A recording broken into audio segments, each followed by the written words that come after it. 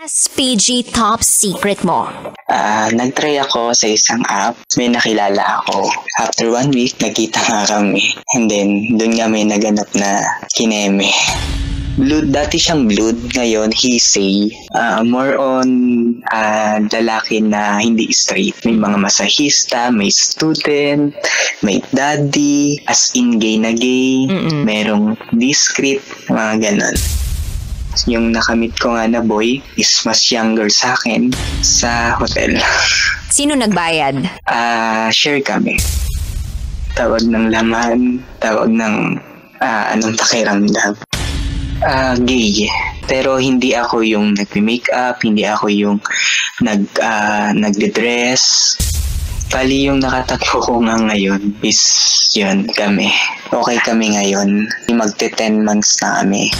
Kwento niya kasi is, siguro inintindi ko kung bakit nandun siya that time. Ang trabaho niya is sa production, gumagawa siya ng extra. So inamin naman niya na meron siyang nakakasama, gano'n. Ayun, parang nag-extra service siya, gumagawa siya ng mga extra pagkakakitaan. Nag-stop na siya nung naging kami.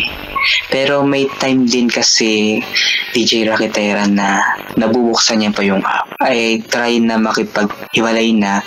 Ayun, sinabi ko na parang ayoko ng ganon. Gusto ko siya lang, ganon. Gusto ko ako lang. And then kung papatuloy siya ng ganon, baka parehas kaming, alam niyo, malagay kami sa sitwasyon na magkaroon kami ng sakit. Naniniwala ako kung ano yung binanggit niya sa akin mga pangako, pinangahawakan ko yun na hindi na siya gumagamit.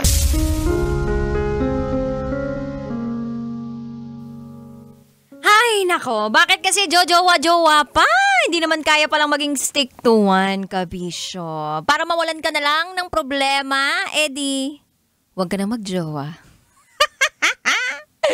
Charot, darot. Di bali nang walang jowa, at least meron tayong pera. Sa mga walang jowa dyan, mga single, feeling ko, nandito sila sa Love Radio. Katulad na lang nitong dalawang to na nakikita ng dalawang mga mata ko. Brian Mariano, Mark Joseph Getio. Mga single to sa pagkakaalam ko. Bumisita na nandito ng Friday sa Love Radio para makiselebrate siguro ng 50th anniversary natin, kabisyo. Grabe, 50 years na tayo. Alam mo ba, kanina pang umaga nagpapamigay ang Love Radio ng mga papremyo para sa mga minamahal nating Mr. Drivers out there. At kanina nga, ito. Nanalo na ng sofa sa programang Dear Love si Gilbert Padua.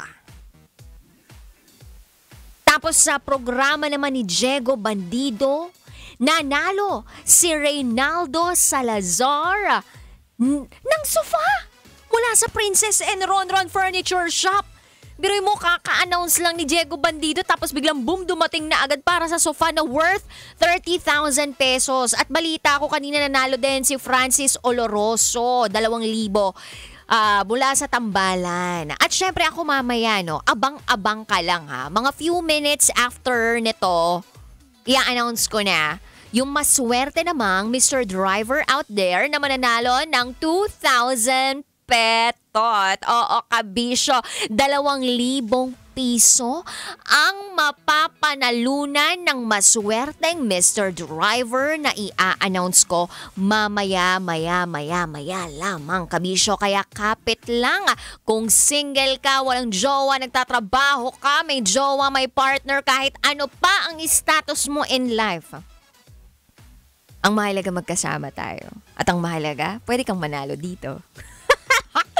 Ang tawag dito, pampalubag loob. Pero alam mo, ngayong gabing ito, sure ako, lalabasan ka ng ngiti sa iyong labi dahil araw-gabi ng mga mael, as in malalambing. Kaya naman, eto na po ang patikim ng mainit-init, nakakapanabig, nakakakiliting SPG, as in super Wagner Secret File.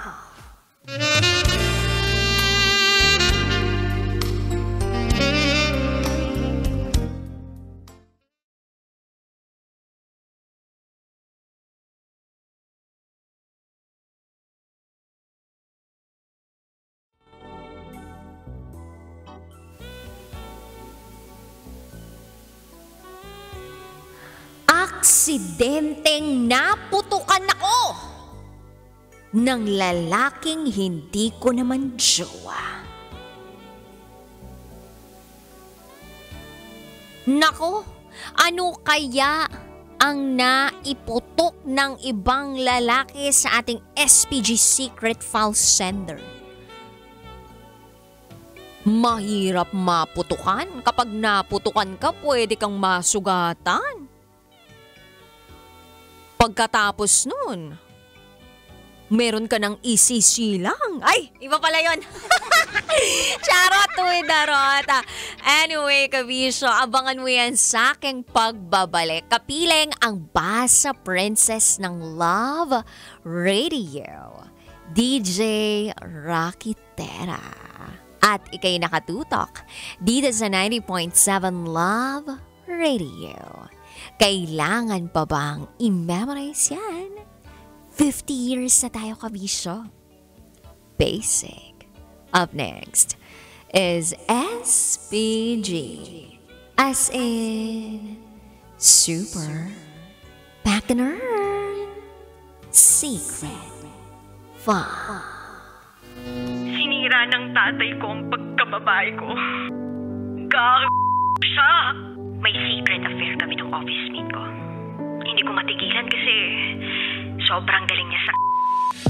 Rocky's Secret Files. Secret Files. It's the kind of bleep you never knew existed. Kunwari inosente pero boy naman pala. Rocky's Secret Files. Secret Files.